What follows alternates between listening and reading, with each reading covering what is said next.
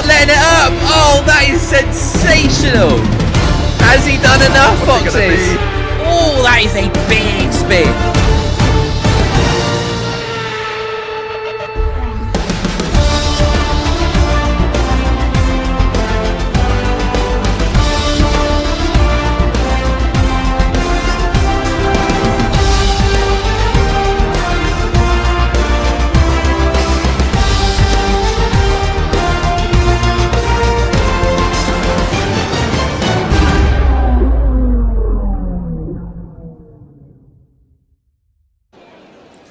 Here we go then, Foxes. Q3 of this Canadian GP and a first Q3 appearance for Mr. Toxic Fury. GG's to him getting the Haas into the final stages of qualifying. If you are watching this on the YouTube replay, the big drama championship contender Callum Ultra knocked out in the Q2 session, a late lap invalidation, meaning he is not going to be taking part in this final set of qualifying. All drivers then are no doubt putting the soft tyres on, starting to file out onto the circuit for probably first of one, maybe two, maybe three runs at putting in their best time. Track evolution absolutely huge here, so expect these times to start toppling in the closing few seconds of this Q3 session. And the weather looks distinctly better. Look at this, the sun's out, the flags are waving in the background. It looks rather nice. Not sure we can say the same about the race. It's looking rather peaky on the old forecast for the race, but we're going to sit back, we're going to enjoy this Q3 session. I wonder, is Toxic Fury going to pull something out of the bag? Nothing to lose in this Q3 session. Who shall we ride on board with? Dutch Dirt, interestingly, out on mediums. That was not what I expected whatsoever. I mean, AJ did say, obviously with the tyre wear and the degradation, in terms of speed, the mediums can often be as good as the soft tyres. They look pretty they look pretty shiny as well. I wonder if Dutch has maybe been the one person to dodge the mediums so far. Maybe just that little bit of understeer at the apex is just what he feels a little bit more comfortable with, able to push a little bit more.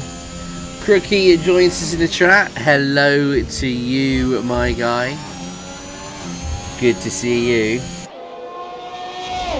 6 finishes because of the rain and the Wall of Champions. That is the prediction from Storm Twister. I mean, I think it's going to play a part, isn't it? Time penalties are going to play, well, they're going to have a huge impact on the outcome of this race, but it's not an easy circuit to be throwing around in full wet conditions. So what a test. What a test at the back end of the season for our drivers.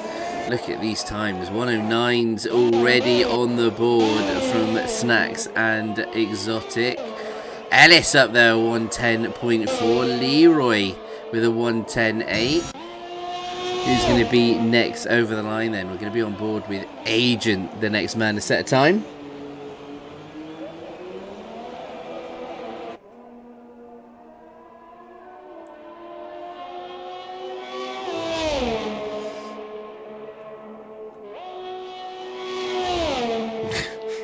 Rejected, Hazard. Come on then, Agent. Let's see where you go. Oh, I think he hit the wall. Is that the first nudge with the Wall of Champions? Whoa, he held it, a 110.5. He's just about got away with it. Who's going to be next over the line then? I think you've got Snacks coming up. Is Leroy setting another lap? I think he is. Wow, he uses every bit of that curb. It's solid from him. Nice, a 110.5 from Mr. Leroy. Ellis over the line. He improves, a 110.0. That is a solid chunk of time found by him. Oh, he's nibbled the wall. Oh, has he? Any damage? Well, at the start of sector 2. No, I think he's got away with it. Oh, I don't know. Very That deep looks there, that though. looked that looks understeer. Looks I think he's understeer, got so some it may damage. be that sort of lime green damage. It doesn't take an end plate, but does affect you quite a bit. Just turn into the hairpin, alright though. I mean, at low speed, it doesn't sort of matter. It's those sort of medium speed corners where you're looking to carry speed into. That's where you really start to feel the effects of any wing damage. Exotic flies past. Is he going again? No, he's diving straight into the pit lane.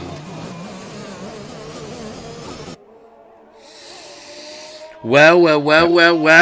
Still not had any times than 1:09.4s. That is the fastest lap time that we have seen so far. That was right at the back end of Q2.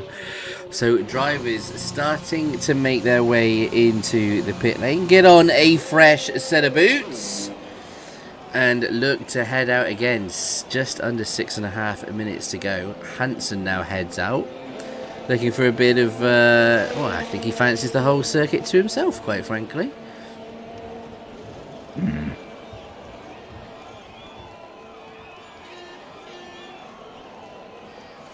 Sometimes you can turn left fine, but feel it turning right. Yes, indeedy. Let's have a look at Mr. Hansen in that Red Bull. Headed out then. He's got, excuse me, some brand new softs strapped to that Red Bull Honda. Another solid season. Let's whilst we're sort of waiting for the drivers to head back out on an out lap, let's talk a little bit about Hansen. We were alluding to it a little bit last week. He was one of the last drivers to arguably get the nod from us to race in this season 3, and I've got to say has fully earned a place for season 4. Has done a stunning job picking up regular points, some brilliant qualifying performances, and I think is a strong argument for the most improved driver on the grid. Your thoughts on Hansen? Yeah, absolutely. I think there's a strong case for saying that he's been crucial. I think it said something about him, his performances, that I say we've had two DNFs and two do not start. No, two DNFs and two do not starts from CRT Matt, and Red Bull have only just been overtaken. So I say that's obviously testament to obviously how well Matt did at the start of the year, but I say it's obviously extended their lead by sort of a race because of the points Hansen's been putting in. And you say he's not a long way off of a top 10 in the BFL to cement his season 4. Oh, he invalidates there. That's not nice. But yeah, I say he's struggling at the moment. He's not well, bless him. He's a bit under the weather. But he's soldiering on.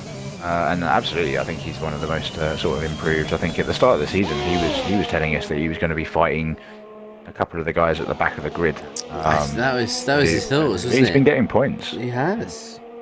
It really has. I think he was almost slightly sceptical, slightly dubious, thinking that he was going to be a bit of an obstacle. Maybe a few blue flags, given some of the incredible speed and talent that we do have here in the Bluefoxx F1 League. But he's held his own, as AJ said, more than crucial in getting Red Bull to the top of that Constructors. Okay, now in P2, but absolutely valuable points that he is made up. And I think when he sits back, reflects on some of the performances and some of the drives that he's had in Season 3, he can be quite proud of himself, at least absolutely. if he isn't, as we I are. When we first drafted that list, didn't we? He wasn't in our 20 when we first drafted the list. No. And to be honest, he even came to us and said, "Look, no, I get it. I don't deserve to be there. I don't feel like I've done enough." And he's basically just grabbed this opportunity with both hands, and he's been a really good performer. I mean, to sum it up in a sentence, he's proved us wrong. He's absolutely proved us wrong. 100%. And fair play to him. Hopefully he can... Oh, mercy! Oh, my goodness me! I'm not sure he could get any closer to the Wall of Champions there. Oh, a 1:10.011. It's a tidy lap. Just over 2.5 minutes to go. Leroy on a lap. He is invalidated. Toad Carrot flying around at turn 1. So this is where things start to get interesting. Double runs can start to play a bit of a factor here. Oh, we've got a yellow in sector 2. Is that somebody round? Is that Snacks going slow? It is. It's Snacks going extremely slow, causing the yellows. I think just letting people past. Waiting for a little bit more space behind. Or maybe, well, Toad Carrot has just gone past him. So maybe there's a bit of taxi there. Meanwhile, Exotic puts his foot on the throat. A 109.171. The current pole time. Wow. Definitely a case of Toad Carrot is currently being towing Carrot. Hauling his teammate down that back straight. I mean, is it going to matter too much? Do you want the tow here? I'm not sure you really want the tow here. I mean, we're going to see. I think Toad Carrot is actually... Oh, no, Toad Carrot now lets him by. I thought he might try and go the distance and give him a decent tow to the end. Only 1 minute. Oh, wow. That's a big hit with the wall from Toad Carrot. He's got to get a move on if he's going to get around and over the line in time. So look then, Fury, 110.463. He went into sector 2 with about 110 remaining, and given that you can do a lap in 110, you should have plenty. Oh, Hansen retires. Oh, where is Hansen retired? I hope that's not in the pit he's pulled lane. into the pit lane and retired that. Yeah. Had another invalidation and obviously felt that he couldn't do another run on the fuel. A Dutch Dirt as well with an invalidation. He's at the top of the hairpin. Ooh, 38 seconds. He's P9. He needs to get a little bit of a scoot in his boot if he's going to be able to get over the line. Here comes a Toad Carrot then. Oh, I think he's just going to make it. You were right. Green lights as he goes past. Yeah, 100% Hansen. Don't be a hero. Dutch dude. Dirt. Really struggling, mate. Don't push it. All good, Hansen. Obviously, if you want to... Carrot's invalidated, Blue, so he's not going to get another lap in. Oh, yep. Carrot. Oh, my goodness me. Who's going to be across the line first, then? Ellis is going to be next. He's invalidated. Exotic has gone quicker, 109.036. He's now in the pit lane. Oh, my goodness me.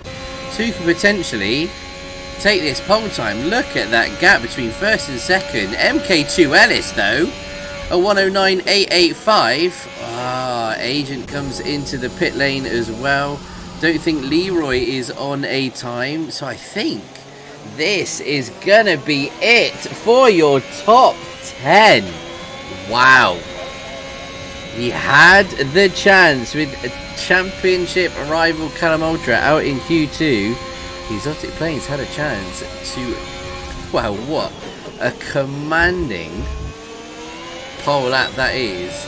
Over 8.5 tenths. Statement, isn't it? That is the best word I think I can come up with. But little shout out to Mr. MK2 Ellis, takes P2 on the grid. Fantastic Q3. Yeah, you'll have from to him. you'll have to do lap 1, Hansen. I mean, if you're going to be P10, I think you might be on the left-hand side, so you might even be able to jump across the grass in front of the pit lane if you're on the left-hand side. 0.849, so just about. I can't even remember. You can't even pit after the formation. Exotic Plains then takes pole. Ellis up there in P2. Snacks gets up there for P3, followed by the Ferrari duo Leroy Carrot, Fury Dutch Hansen with no time. Will be retiring from the race. Wow. Good show from Mr. Fury in his first Q3 session.